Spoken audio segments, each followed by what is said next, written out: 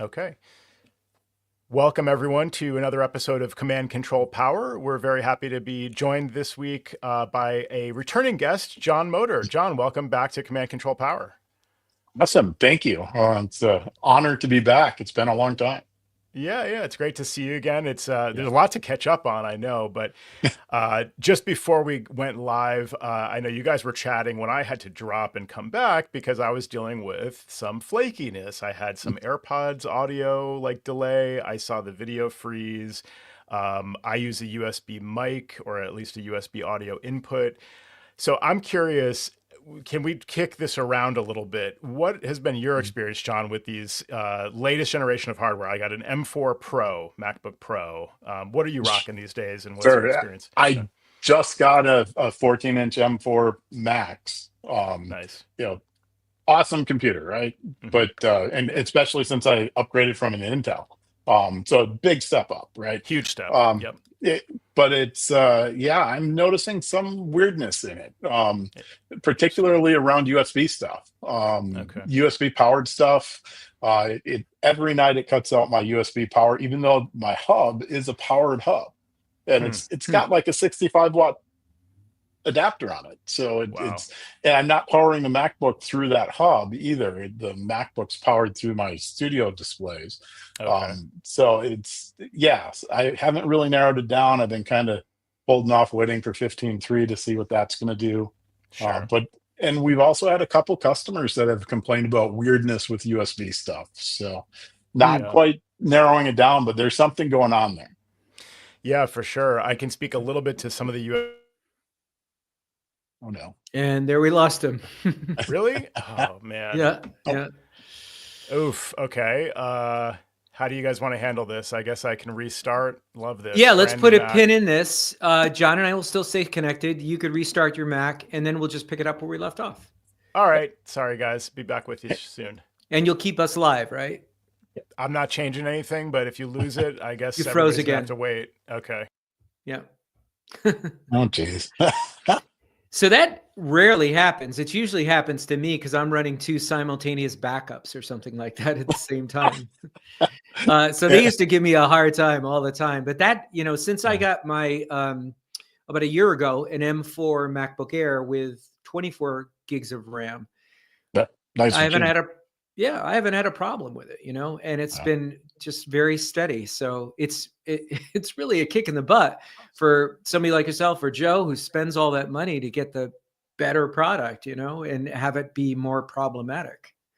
Yeah, and I held out and waited for it, and then and I tend to buy high spec and hang on to stuff forever, right? Sure. And which we tell our clients not to do that, but but that tends to be how I do it. And but that said, it's a very powerful machine. I normally have 40 tabs open and how many different applications running, and I've Mhm. never had an issue where it actually crashed or anything like that yet. But the Mhm. USB stuff has been annoying at best. And for our listeners at home, what is the hub that you're using? Um, I have an off-brand. I think it's called Super Deluxe or something like that. It's one of the metal enclosure ones with the, Mhm. it has USB 3, and I have a USB 3B cable going to a USB-C cable, and that worked quite well with my Intel. And I don't have that much stuff plugged into it. Certainly not like what it was years ago. Mhm. And it's but it's definitely been a challenge. So I haven't actually gotten around to plugging in or trying a different hub, but Right. that was Because kind of my if next thing. yeah, any one of us, standard practice would be we come on Yeah, site, we see the hub, and that's the first thing yeah. that we Oh, of unplug course. and say, try it without the hub for a while. Yeah, of course. I think I'm back. Um, All right. Well, we've been continuing the conversation, just I'm talking so about glad the it didn't. annoyance I'm so glad it continued. of the USB-C. So Nice. Oh jump in, man. Joe. Yeah. Well, now it's just, a matter of making sure all my audio stuff is routed properly here. Like, can you hear me okay? Or, Yep. Yes, you sound okay. great. Yep.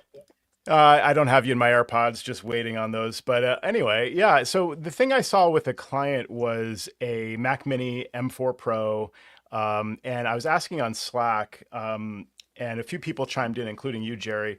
But I gave the solution to Brains, and I think you were a little peeved about that, if I remember correctly. I hope you Mhm. don't do a spit take right now. But so Brains gave me the solution, fittingly enough, being a wealth of knowledge that he is, to have the client plug the external USB drive. It's a standard like G drive Armor ATD. We use these all over the place. I think it was a 6 terabyte model. Plug that into the studio display, and that solved this particular issue. The issue was that it kept losing power.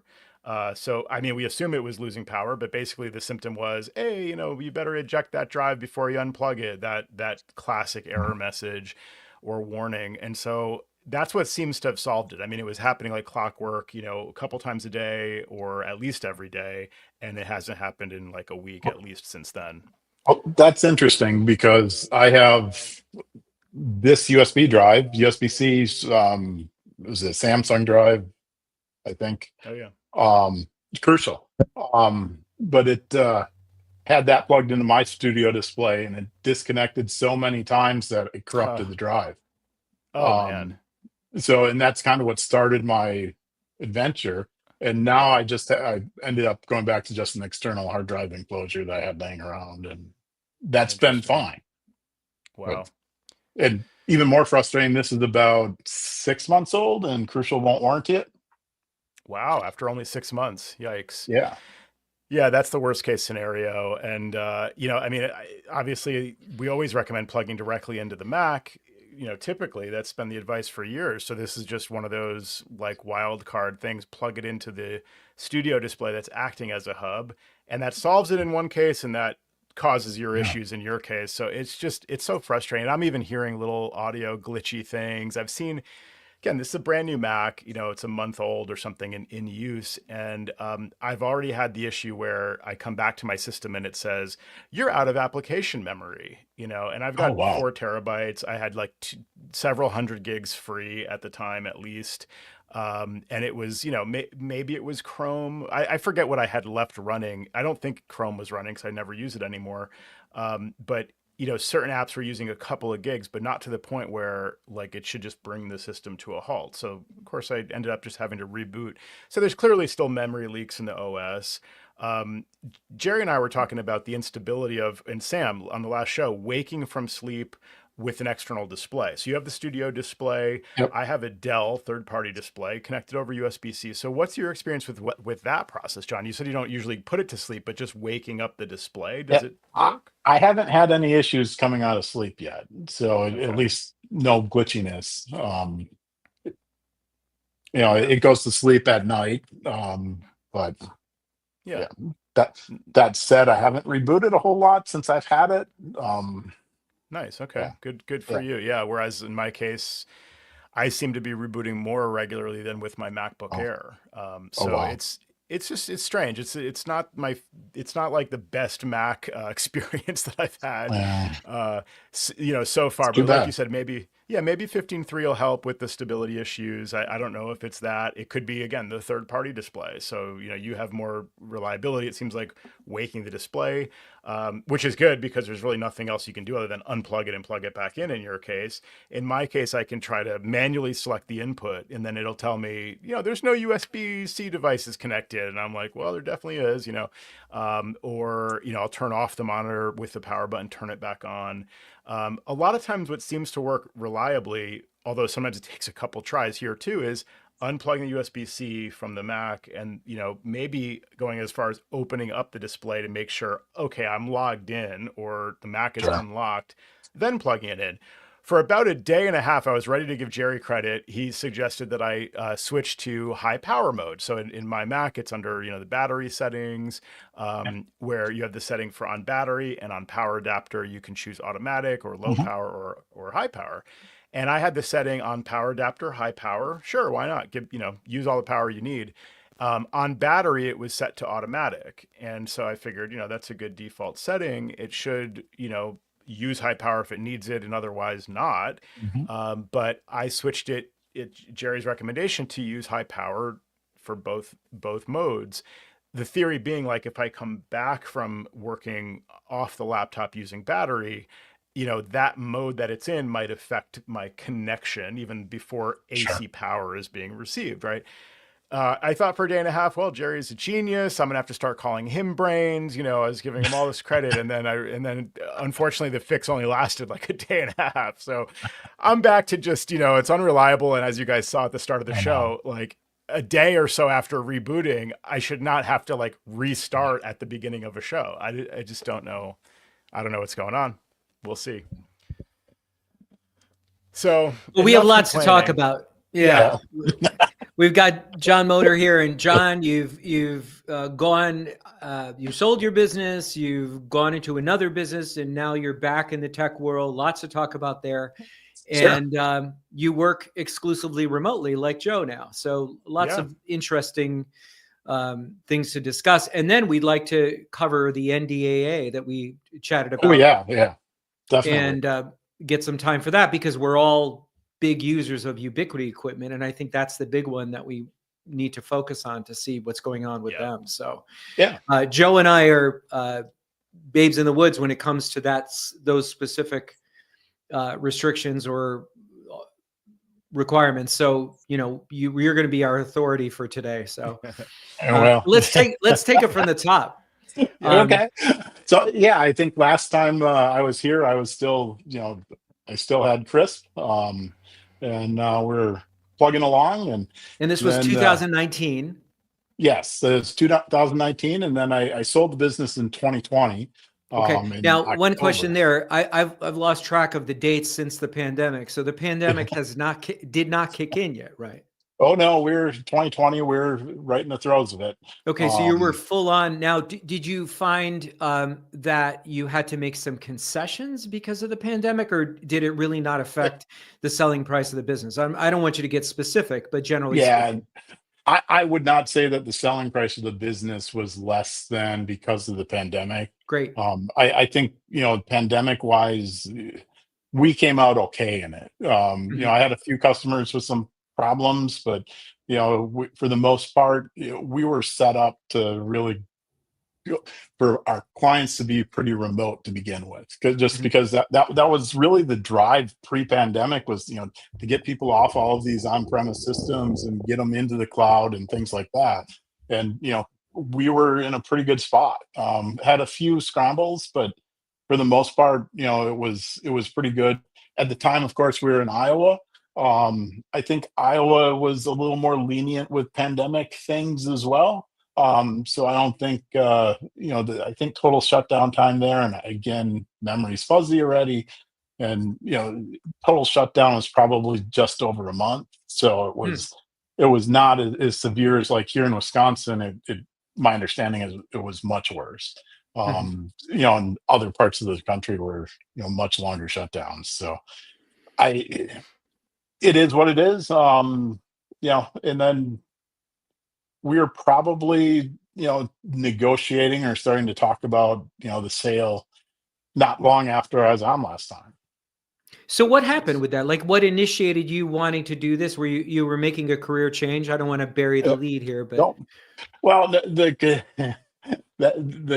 career change didn't come up. We'll get to that one, but okay.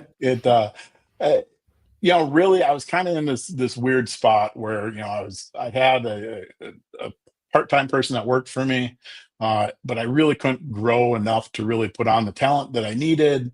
And you're kind of in that spot where you either have to stay small or get big. And that's really what spurred the first conversations. And I was getting to the point where too I needed to change. And really the idea was that I was going to stay on with it's no real secret. Virtua Computers bought Chris. I was going to stay on with Justin for quite a while after that. At least that was the plan at the time. So, and it was really more about joining that team, joining a bigger team and, hopefully growing the business and all that. And then mid-pandemic, one of our activities, we'd always been lifelong RVers, always big campers, RVers. For a period of time before I was in IT, we lived in a motorhome for 8.5 years and then settled in Iowa, all that. So we had one of our pandemic activities is we would go to the state parks and see if we could knock off as many state parks in Iowa as we could for that year, right? Nice. Well, then we saw this campground for sale, and it was here in Wisconsin, central Wisconsin, and I'm like, the price on this isn't too bad. We should go up and look. And so we drove up there. I think it was in April.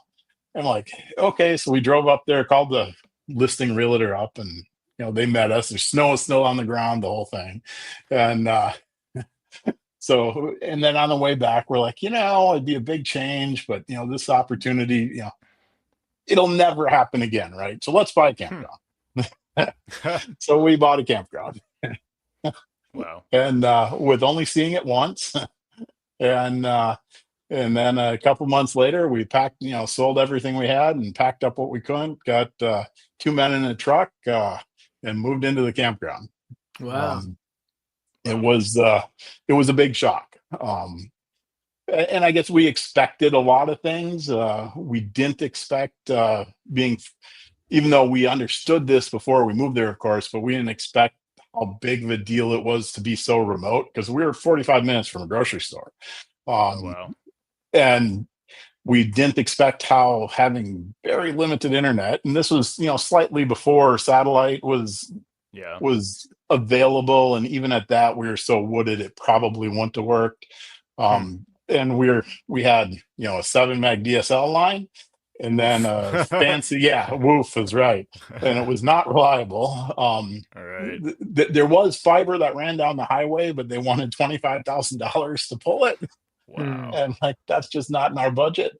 And essentially we ended up running off of a cellular modem, and, SIM cards and burning through data and all that. And it was, that was hard. Oh man, I'm having like a trauma response to some of this. Just Are you all sweaty, Joe? Yeah, exactly. Yeah. Like, oh man, all those calls and like, I'm sorry, can you hear me? Okay, hold on. God, and like, watching the data usage just tick by, and like, Tank. alerts. I'm like, can I get through another day, and then my plan renews tomorrow? I've got AT&T on this line. I've got Verizon on this line. It was rough in the days before satellite. Now you just slap, whatever the latest Starlink is on the roof of the RV, or, stick it out in a field, and like, you're good to go at that point. Yeah, and even at that, so post campground, we ended up on the road for a while, and Nice. so we had Starlink for a while, and even at that, I would say Starlink is your best backup. It's certainly not 100% solution, and even in the motorhome, it was. We had, again, I forget the name of it, but router that combined cellular and, cellular embedded router. Then we ran the Starlink in there. But even at that, we're parked in a location longer term. We pulled in a cable or DSL wherever we were. And, if it was more than 30 days, it was just, we need internet. Yeah. It's so big of a part of the life. But were you poised to make a lot of money when you actually took on this campground? Because I'm thinking like everybody during the pandemic bought an RV, and everybody wanted to, go out and see the world. So how did that shake out? Yeah. So the property we bought was pretty distressed. The previous owner essentially shut it down for COVID. And even at that, it went through many years of deferred maintenance and very little marketing and all of that. Originally, it was built to be a hunting camp, because it was in central Wisconsin. You could walk out my back door and walk for 10 miles without not hitting another road. It was all county land. So it was very wooded, very pretty. but it was also in the middle of the state's biggest swamp. So you can imagine Hmm. the amount of mosquitoes was absolutely insane. Um, Wow. And and you probably can't tell in April that that's going to be an issue, right? Yeah. absolutely not. It Yeah. was, Derek keeps saying that I'm a bad camper because I don't, I don't necessarily like being outside in the bugs. I really don't like campfire smoke. Right. And I've grown so tired of all of the work that goes along with it. And, Yeah, but, I get it. but, anyhow, so we got this property. We completely rebranded it, and a shout out to or a client of ours in Des Moines that did the branding. They were awesome. Built the website. We got, the point of sale going, and also attached to this campground is a little bar and restaurant. So Oh, got to wow. learn all about liquor licenses and distributors and all of that good stuff. Wow. And essentially it was me and Derek running the place. Then the cold hard realization is that you're never going to make a real living on 40 sites, Hmm. especially being so remote and having some land issues because we were surrounded by county and state land, so we can't expand.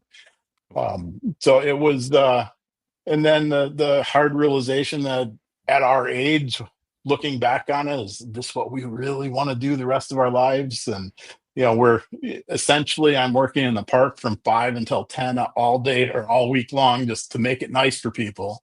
And Right. then Friday night comes along, and now I'm in the bar and cooking, or because it's Wisconsin, you got to do fish fry, right? Okay. So Friday night, you got to play the game there, and then Wow. Saturday you're out in the park talking to all your people, right? Because they all want to, you're the owner, they all want to have a conversation with you, and that's part Wow. of the whole game, right? Yep. And then Sure. Sunday comes along, and they all leave the mess and go away, and it all Wow. starts over, right? Sounds like a dream. Yeah, Yeah, exactly. Yeah. A nightmare, actually. Man. yeah. Yeah. Yeah. And Derek's working full time, essentially, to support us because the campground's not exactly making its share. And Right. but it was an adventure, and I'm super glad we did it. But also realize that maybe some dreams aren't meant to be realized. Um, so Yeah. And anyhow, how big an increment of time was it that you actually had the ownership and you were up and running and then you got out? uh, 10 months and 3 days. Um, Not But who's not that counting? anyone's counting. Yeah. Right. yeah, we didn't own it that long. We got extremely lucky, and a young couple bought it. Ah, We got our money out. We really didn't make anything on it, but we came out of it pretty unscathed, that's Nice. which was great. amazing, right? And we had the experience, which not a lot of people can say they owned a campground. So Right. um, and so from that, the big plan was we're going to go back on the road. So we had Mhm. our RV adventures then, and the idea was I was going to pick up remote work somehow, and Derek already was a remote worker, so we bought this humongous fifth wheel. It was a triple axle DRV, super nice fifth wheel, right? Nice. Bought it in Georgia, had it towed up to here in Wisconsin near my dad's house while we outfitted it and kind of let things settle, and Yep. well, we also had to order a truck because Uh-huh. our vehicle wasn't big enough. So ordered a truck with Ford, sat and waited on that truck for 9 months. Oh. Then it got to be October here, and it's like it's going to get cold here, and we can't live in this fifth wheel in the wintertime in In the cold. Wisconsin. Yeah. Yeah. So we ended up trading that in on a motorhome, a used motorhome, with the idea that, okay, we won't have to mess with the truck, cancel the truck Mhm. order, and we can get in it and just take off. So we Mhm. spent that winter out in California, and I was working remote for Ben, and that was all going pretty good, and all that was happening. And then we decided that, well, RVing has changed. Um, Mhm. and I don't know if it was just the pandemic, or if it's just the state of the world, or the socioeconomic conditions, whatever it is. But it certainly was not like when we started, back in 2003 and through 2012. It was a very different feel. Yeah. And either we've outgrown this or we need to move on. right? Hmm. So we sold the motorhome and hightailed it here back to Wisconsin, and now we're living in this small little apartment, and both of us are just plugging along. Um, Just, I mean, this is not, you're not listening to This Week in RV, but just to unpack that a little bit. yeah, I mean, what do you mean it changed? Like, were there hillbillies like at these campgrounds that you were running into, or, without offending any of our listening audience, can you be a little bit more specific? yeah. Well, and yeah, I don't want to come across as some elitist or something like that. But back then it was like I could walk through a campground and have five really cool conversations with five really interesting people, right? Hmm. Today, you walk through the campground, if somebody talks to you, it tends to be about something I don't want to talk about. Um, Interesting. and Yeah. and again, maybe it's more me than anything. Yeah. But it's just like these are not my crowd anymore, or this is not my Mm. crowd, and it was really hard to find our crowd, if you will. Hmm. Um, where in the Well, I'm past it like was, you. I love glamping, so Yeah. the Yeah. nice fluffy towels count me in, but the smoke from the fire, I'm out. yeah, Hmm. and even when we were staying in the nicer parks, and which by golly, it's gotten expensive. Yeah, I bet. It used to be $40 got you a pretty nice site somewhere. Today, I can stay in some really nice hotels for what people are paying for RV sites. Oh Wow. yeah. And Yeah, our experience was similar, John, with, my wife and I on the road for 2.5 years full time, basically. And then, sporadically since then. And at the beginning, I mean, there's a lot to get used to in terms of yep, just the maintenance day to day and like, yep. getting set up. Where can you find a level spot to park? Because we did a lot of boondocking, Oh, which is like awesome. off grid, Yeah. camping. But then when we needed, facilities, like we need a campground, we need the stability of that. We need to be able to Hmm. dump the tanks, fill the water, all those kinds of things, laundry.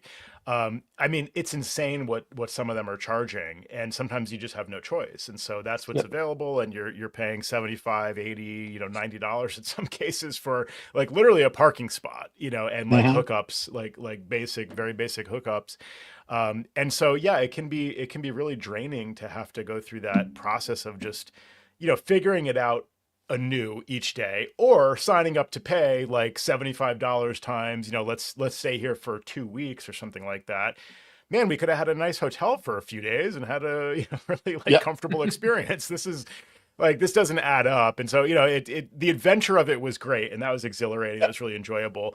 But now you have to plan ahead because, a lot of these places are taken up. So if you want to go to some of the more popular spots, you really have to plan like 6 months in advance or longer. And so you're Hmm. really just, logistics become a burden at that point.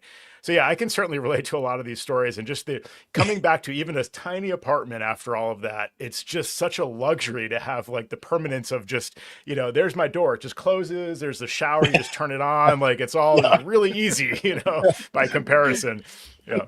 Exactly, and the floor doesn't move, and Right. and when it's windy out, the slide toppers aren't. I don't have to pull my Yeah. slide outs in, and Right. all of that stuff, and Yeah. then just even headed down the road, I'm driving this fairly expensive vehicle that Yeah. all of a sudden somebody does something stupid that's the majority of our life savings is tied up here, Yeah. and and what happens when something happens, Oh took yeah. it in for service. It took them 5 days.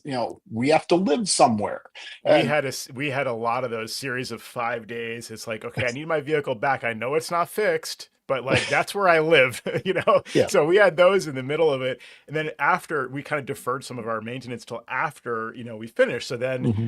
I mean, I remember it was like, it was a difficult day. I like, we had just gotten back on the road. We crossed over, like, I think, through Tahoe, like the one of those snowy Nice. passes there Yep. during a storm, put the chains on. We arrive in California, now we're like getting set up, getting back on the road, through the weather. Okay. I go to park the vehicle, I back into a spot, and there's a tree branch that, I thought I had cleared, but Yeah. no, I backed into it at a very slow pace, but enough to just dent the upper part of the back of the Sprinter. So fast forward a couple of years, bring it in, luckily we have insurance on it. They're going to pay for Sure. that. I admitted, of course, it's my fault and all. So they find our way to a place that will even do the work. Oh, And, exactly. and like that will work with the insurance company, all of that. I think they said it would have been something like 30 grand without insurance, Yep. which is like, I mean, at what point do you total the vehicle or like over a dent, Yeah. just absurd to me.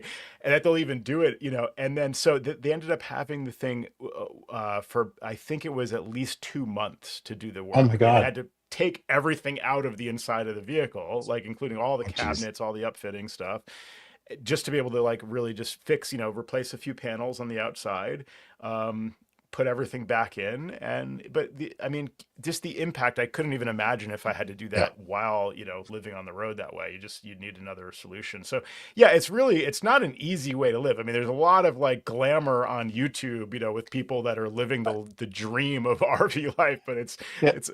it's beautiful in some days, and other days it's like, how did my life turn out this way? Yeah, and sure, you can go find a used something to live in. Sure. That's and you can have those great experiences.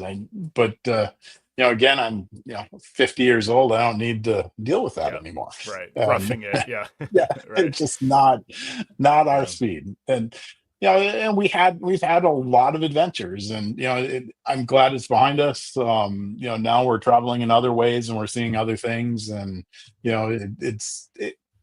I'm glad we did those things. But Yeah. Same. that said, we settled here. We're pretty happy with our little apartment right now, even though yesterday was 20 below here. Yeah. Um, Yeah. the day was better, but um, and then when we settled here, I had the opportunity to go work for a school district, and that which was something kind of different. And one of the drivers behind that was I was told that I would be able to oversee their Mac deployment, or their Apple deployment, Macs and Mhm. iOS, and then also manage all of their Chrome devices. And this is a fairly large school district, so it Mhm. was about 27,000 Chrome devices and about Wow. 2,500 Apple products. So I'm like, I've never had the opportunity to play at that scale, right? Yeah. And which we all work in small business. To get a client with a couple hundred devices is a pretty big deal, right? Yeah. Mhm. um, and so to jump at that opportunity, and also jump at the opportunity to work in education, was kind of something I hadn't done before. New experiences. Well, that turned out pretty interesting. Uh, when I first started, or was first contemplating, so one of my close friends had said, education's kind of where ambition goes to die. I'm like, Oh wow. he was not wrong. Oh man. And part of it is, in those scenarios, the pay isn't awesome. And you tend to attract, with that low pay, a lot of low skilled people, and Hmm. it wasn't cool. So jump from there to a different district, much smaller district. That was very similar. And that kind of drove me back into, well, where was I happiest? And really it comes down to, the relationships and working with small business. And I got, super, super lucky that, Tim and I had talked for a long time about doing something together.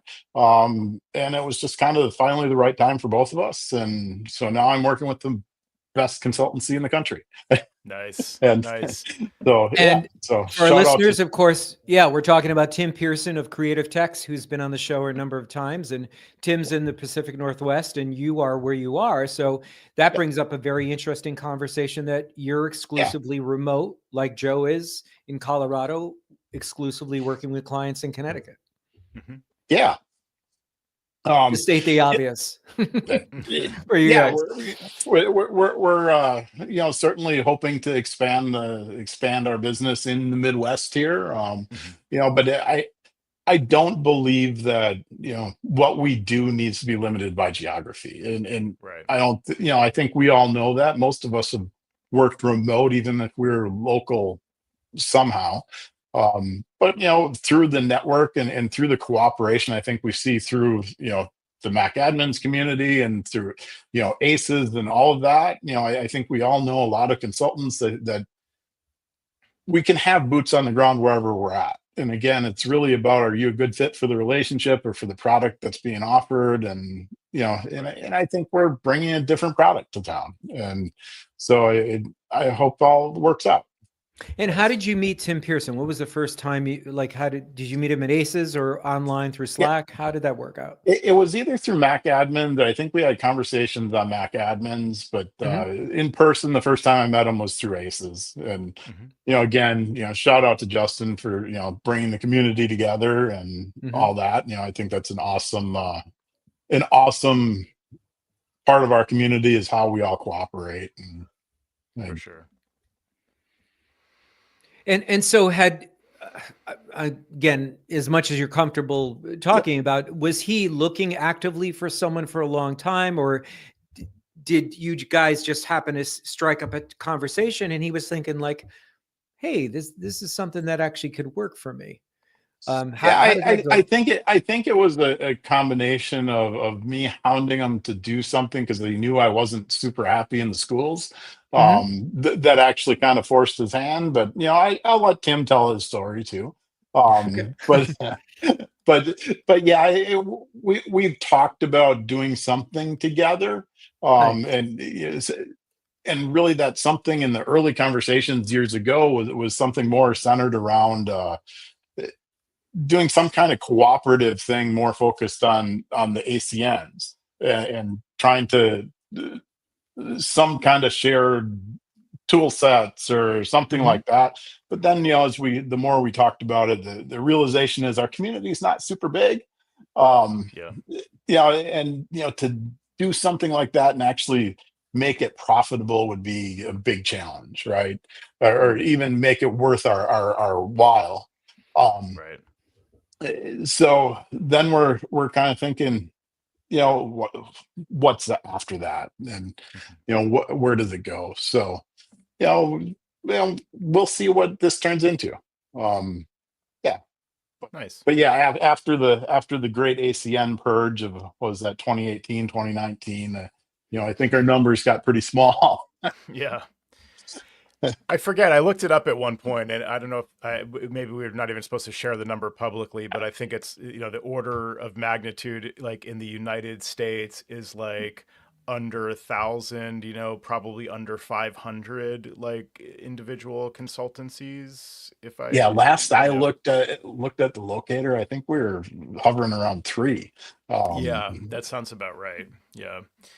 Yeah, I mean, it's interesting, John, to hear this story, the arc of like how you got to, kind of back into consulting and where you went in the meantime. Certainly like the wild card of, running a campground, owning a campground, working for the school districts and working for a couple of colleagues. I mean, I love these stories because it's like really hard for me to imagine not doing what I've been doing for the past 20 years, like having my company, having my clients.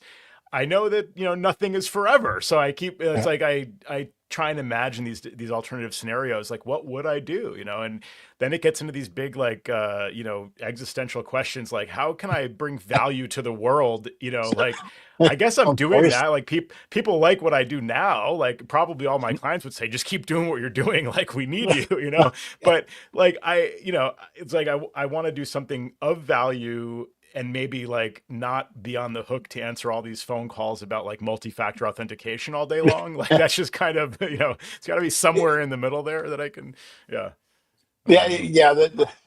Since I've been officially back with Tim, it's just running through the tickets is a bit of a grind, right? yeah, But that's what it is. And for me, it's really about building the relationships, getting to know the new customer bases and all of that.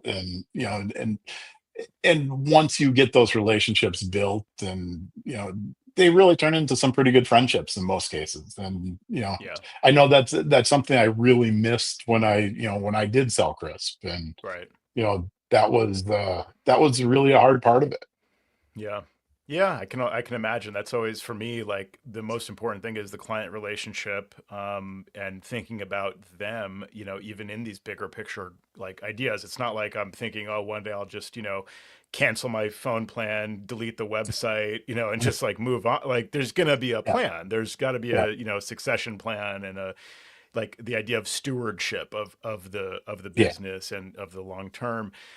But it's kind of interesting because you came not quite full circle, but now you have this experience of working for an established company as opposed to having started your own and running it yep. yourself.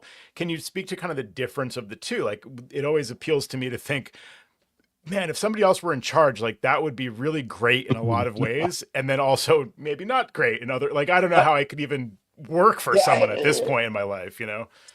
yeah, so I've had the pleasure now of working for three other ACN, Hmm. so Virtua, Cirrus, and now Creative Text. Hmm.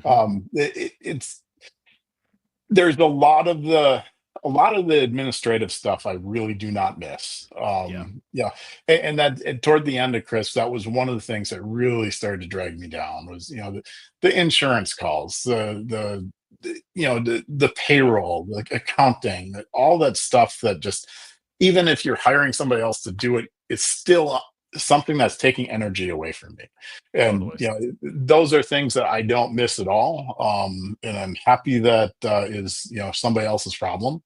Yeah, But some of the major decisions, those were pretty hard to take a step back and say, this isn't how I would do it. But it's right. certainly a way. But Yeah, so there's some getting used to that. sure. Whether it's right or wrong, or there's no judgment there. But it's those were, and even if I eventually would come around to the same answer, right, it was still not my way of thinking. That Yeah, was hard to take. interesting. um Yeah, but it's the three consultancy I've worked for now, they're all very, very good people. yeah. What can I say? Justin, the work Justin's done to bring the community together. Ben is one of the smartest and most empathetic people I've known. Yeah. And of course, I can't say any bad things about Tim now because he's in the He's chat. in the chat. Uh, Yeah, yeah. Right. Yeah, yeah. No, but I have to agree with you, John. Like, if I had to choose, those would probably be like my top three if I were to yeah, get acquired or just like say, hey, I'm sure. going to go work for someone and like forget all Yeah, the, annoying admin stuff that yeah, I like. Those would be probably my top three. I mean, yeah. so it's, yeah, I imagine you've had a pretty nice Yeah. experience, making that transition. And Yeah, and it was really interesting to see different perspectives as well. sure. And just it very interesting. We're all So just trying to figure it out, right? I mean, like yeah, no one really has it figured out. And even though maybe some people come across that way on Slack as the yeah. authority, you always got to take it with a grain of like we're all just trying to figure it out, right? In the end, we just know how to Google better than everybody Yeah, else. exactly. Right. Right. Yeah. Faster and like, yeah, more surreptitiously, I guess. Just Yeah, Googling in a separate window, yeah, more quickly. Yeah, that's it. Exactly. yeah. But we probably should swing this around. Terrible transition, but we'll talk about what we were supposed to talk about today. Oh yeah, great point. As we have, about Yeah. a quarter of the show left here. Here, Yeah, I'll provide the connective tissue right now. So please. in Yeah, terms of trying to figure things out, I'm always like, I'm not exasperated, but like I'll look on Slack and I'll read something and I'm like, what is that person talking about? And it looks like everybody knows about it except me, Yeah, me too. Or, Yeah, yeah, what is this new setting that we need to discover in Office yeah, 365 as an totally. admin to keep our email safe that wasn't there before and it's now named something completely different? What are they talking about? yeah. But most recently, John, you started talking about NDAA, which is the National Defense Authorization Act. And yeah, I'm like, what's he talking about? So Right. what are you talking about, John? So, well, and I ran across it in the schools. And then working with Tim, it came up, or he had asked a question about it. Um, Well, and I maybe didn't you know could anything about it. explain to our listeners who, the dummies like me to, well, I'm the only dummy here, not our listeners, But but what exactly that is. So back in 2019, the NDAA had a provision in it. It was called Section 889, Mhm. which essentially says that there are certain companies in China who make chips that can't be used in any telecommunications or surveillance equipment, which is awesome. That we're concerned about, potential enemies spying on us, but if you follow NDAA or are NDAA compliant, essentially it says that you can't work for the government or have a government contract if you have any of this equipment in your networks. Hmm. Um, Bit of a problem when you're a school, Yeah. because that's how I was exposed to it. We were replacing our video system in the small school district I worked for, and one of the one of the first things I'm like, well, for all this money we're spending on licensing access points, because Yeah. we only had 3 buildings, but we're spending gobs of money to license these access points. Why don't we just rip this all out and put in Ubiquiti and not have to pay for this, right? Right. Mhm. Okay, well then start digging into, well, you need to be compliant.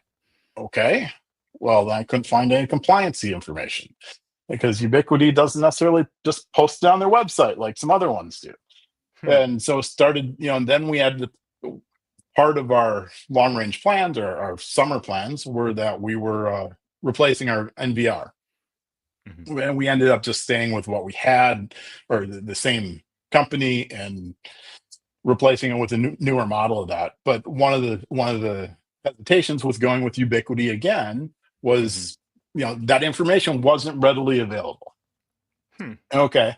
Then fast forward to leaving the school, and Tim brought up the question. We had a client that again does some government adjacent work where, and they're needing to put in some security system, really don't have anything. And this was going to be a significant number. It was like 100 cameras, and they already have some Ubiquiti equipment on site. And like, okay, well, where do we find this compliance information? And well, again, Ubiquiti doesn't make it super easy. Hmm. And find out that you actually have to fill out a form and tell them what you got, and then they'll actually send you a document back that's signed by their, essentially their corporate attorney. um, Most other companies are just not, they're posting that information on their website. Yes, our stuff is compliant, whatever. I don't know if the Ubiquiti approach is a good thing or a bad thing, um, but it's definitely different than what other people are doing. Um, Now, if you Hmm. do a Google what search, a Ubiquiti document does come up, but it's from 2018 or something like that, and mentions products which are now end of life. Yep, and I had questioned that because Mhm. when I finally got to the person who actually was their compliance officer Mhm. and got a dialogue going with him, he I pointed out, hey, these documents are available online. How come you're just not throwing this on your website for everybody? Right. And our struggle really comes down to, we have, and a lot of ACNs have really jumped onto the Ubiquiti train, right? Yeah. And Mhm. even back to, when I started using it was probably 2014, 2015. We're still, dealing with Pro 4s and cloud keys that corrupted themselves when you looked at them crosswise Yeah. and the whole thing. Right. And we all kind of grew up with Ubiquiti, and that kind of has become our de facto go-to, right? Mhm. Just Sure. what other options do we have?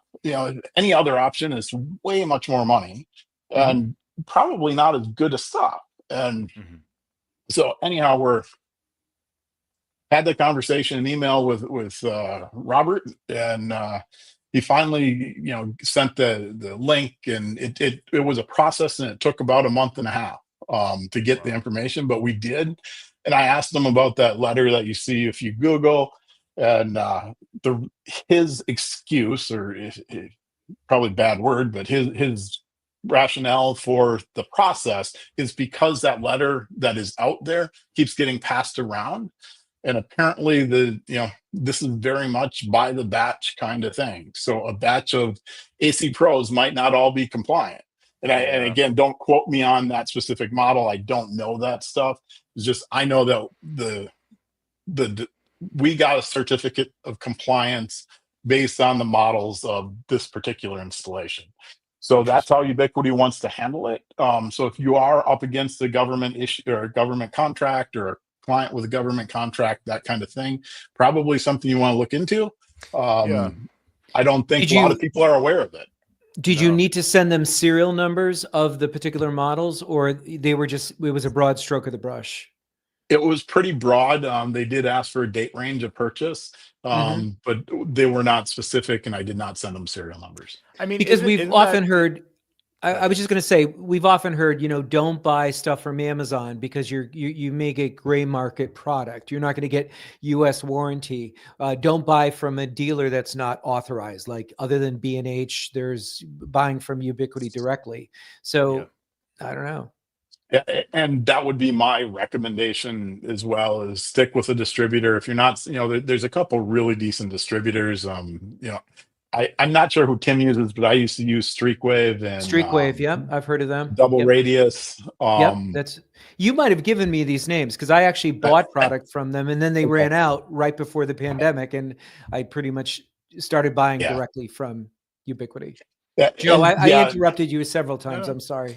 No, I was thinking the same thing, John. Your explanation makes sense, but isn't it backwards? Like, Ubiquiti says, just give us a list of things you already yeah, own, and we'll like retroactively declare them compliant. I mean, I'm not going to make an well, investment for of 100 devices without knowing ahead of time. I mean, it's kind of well, silly that yeah, and for me, it's not even that. It's okay. So people are telling us that we have a problem with surveillance or whatever, that there's yeah, a risk that these chips might be watching us or collecting our information and sending it to our enemy, right? right, Mhm. And again, I don't want to get political or even call China our enemy. That's not where I want to go. But somebody is saying that this is not good, right? right, And it's it's not good enough that we've made a law about it, right? right. So Mhm. why is it one just limited to government contracts? Because now I'm concerned, all of my clients, and not only just all of my clients, all of our stuff is Ubiquiti, right? You know, Right. and not just my stuff, or not just the company stuff, but I have a Ubiquiti stack in our apartment. Eh, our other people Yeah. have a Ubiquiti stack. And that's Right. so where, if it's good enough for that, why Yeah. is it not good enough for me? And why aren't you? So my comment to Ubiquiti, and I actually wrote a letter to, not that he'd ever see it, to Robert Pera, and said, hey, why are you not making this stuff public information? I get you have a Yeah. process, but you know, Meraki has it on their site. Yeah. Yeah, It's onerous to have to say, okay, here's what I have in my network. yeah, Here's what client A has, client B, client C. So it just doesn't make any sense. You know, I mean, clearly, because I think the point makes sense that it depends on the chipset in that particular unit based on when it was manufactured. The first thing I thought of was these U7 Pro issues that some people have had, and how they've said, okay, there's an FCC filing. That means we're probably going to get a new model with a new chipset or an extra chip or whatever. And so, wait for that. And so, sure, I mean, U7 Pro doesn't mean, you don't have the same chips in every single model. yeah. But okay, fine. Then just put the knowledge base article up there that says U7 The Pro, serial number, yeah, yeah, serial ending and whatever, or manufactured these dates, or Rev B or whatever. And also, like, it's a systemic issue that, like, we don't. So where are the good chips coming from? yeah, Like, exactly. we don't have them here. So Well, I mean, who do we trust, right? I don't. well, That's another question. the other frustrating part is, even if you search the actual document of the NDAA, which is, of course, this huge legal document that nobody wants to sort through, and it's hard to just even get there. Yeah. It's a very small subset of these specific Chinese company, like, Huawei and ZTE, and, and not Hmm. even all of those companies. There, certain divisions of them, and Right. so it's very confusing. I don't know, and certainly do not quote me on any of that. Um, Yeah. Look up the information and just try and, my point of bringing the topic up was, what are other people doing? Yeah. And because, I can't be the only one concerned about this, and it was a concern in the school, and I threw it out on Mac admins thinking, hey, somebody's had to run into it, and got very little response there. So it was Hmm. that was Well, my thought for the show, right? well, Yeah. is the answer? Does Meraki have better quality assurance, and they're keeping track of this, and they vet their chips before they put them in product? You have to pay up for it, but that's the solution. Have you seen what they've posted at all as a point of comparison? I haven't, mostly because frankly, Meraki is quite cost Cost prohibitive. prohibitive. Yep. Particularly when you're working in a small business market, it's a really tough sell. And Well, it's doesn't it? certainly where Yeah. I would go, but it's hard to convince a customer that you need to, especially now post pandemic, where frankly a lot of our customers have really embraced this idea of fully remote work. And do they really need these big office networks? Right. The other thing too is it's like it comes down to the thing where people will say, "Oh, I'm going to buy American," and everything's made in China, but yet nobody wants to pay for stuff made in Yeah. America because it costs a fortune. And I'm not saying Meraki manufactures their product in the United States, but nobody wants to pay for it. Everybody wants to say it, but I Yeah. don't know. Yeah, I don't have the answer either, but that was my experience. I certainly encourage anybody to that's in those government adjacent kind of Yeah. situations that you look at it, because you know I don't know what the penalties would be, but I certainly would not want to be negligent and advising a customer otherwise. Yeah. And You might have to end up living in a motorhome. yeah, yeah, out in Slab City or something, right? Yeah, well, thank you, John, for bringing this to our attention. It's definitely an important topic. I think, especially, I mean, you brought up education. That's a huge, vertical market for a lot of our colleagues out there. Yeah. Where I'm surprised that it hasn't come up more often. And like you, I've seen this stuff sometimes where I think to myself, I can't be the first person like discovering this. I haven't heard anyone talk about this, but it seems like a big important issue in our area. And luckily, we have the show to sometimes discover this live or bring someone on to talk about it. But it's this could be a new. I mean, it's clearly a new important focus. Maybe things. Who knows how things may change politically. It sounds like this law maybe could have some revisions to it for efficiency's sake, or guidelines and how to sort of implement some of the communications, at least, because if we could Yeah. just refer to a list of like Ubiquiti products that are compliant, great, Yeah. and maybe that means don't use their portal, maybe that means on premises controllers, or I don't know what it means, but Yeah. yeah, I mean like it would be good to have more guidance on that so we can spec things a little bit more easily, because I've always wondered that too. It's the cheapest option. It's very good quality, but is this kind of like, is this a is this a Trojan horse basically? Like we're going to, Yep. create these really, cheap, really high quality hardware and software integrated, and everybody just, deploy them far and wide. And then one day, we flip the Yep. switch and suddenly we own all your tech. Well, and it's I've often said that if you're not paying for it, you're what's being sold. Yeah, And and in the Mhm. case of a lot of social media, that's exactly what's going on. totally. And Yeah. there's we don't even think twice about it. Well, Yeah. maybe it's and I'm certainly not accusing Ubiquiti. Again, I am a fan, Yeah. and I'm happy to have had the experience of kind of growing up with them and seeing Mhm. their product evolve. Because, boy, in the early days, it was rough. Yeah. Yeah, we had a lot of those cloud key issues you mentioned earlier, and Yeah, I've even talked recently about some of the power supply issues, in terms yeah, of just like it needs a good long while to be unplugged before it'll reboot successfully in yeah. certain cases, and Oh yeah, it's not perfect, but it's pretty great. It really yeah. is lately. I am afraid. I have a UDM Pro, and it's 2-3 years old now.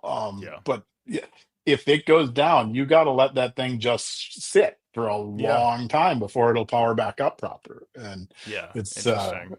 yeah, It's like seems to be a known issue with maybe certain age gateways like that. So yeah. yeah, it's Hmm. dicey. Well, thanks again, John, for bringing this on, up and putting it on our radar. And I'm curious if anyone else out there listening, when you hear the show air, if you have any more feedback about how to navigate this topic of NDAA compliance, not only in the world of, network hardware, Ubiquiti, but also just more broadly, how does this affect some of your Yeah. clients out there? So thank you, John, for coming back and discussing this all with us and also sharing this story. I know Tim in the chat said he loved this story. I did too. It's a fun, again, topic to focus on some of the stuff that we do beyond the tech and also kind of our journeys through and Yeah. around and maybe back into tech. So thanks again for sharing all that with us. Hey, pleasure to be here. And, congratulations on over 600 episodes. That's an accomplishment. Thanks a lot. Yeah, we couldn't thank have you. done it without all of our supporters out there and our That's right. returning guests like you. So thanks, John Motor, and we'll say thanks to Creative Techs for your new role as well. Credit Yes. Creative Techs out there. Awesome. Thanks a lot. Talk to you soon. Thank you. All right.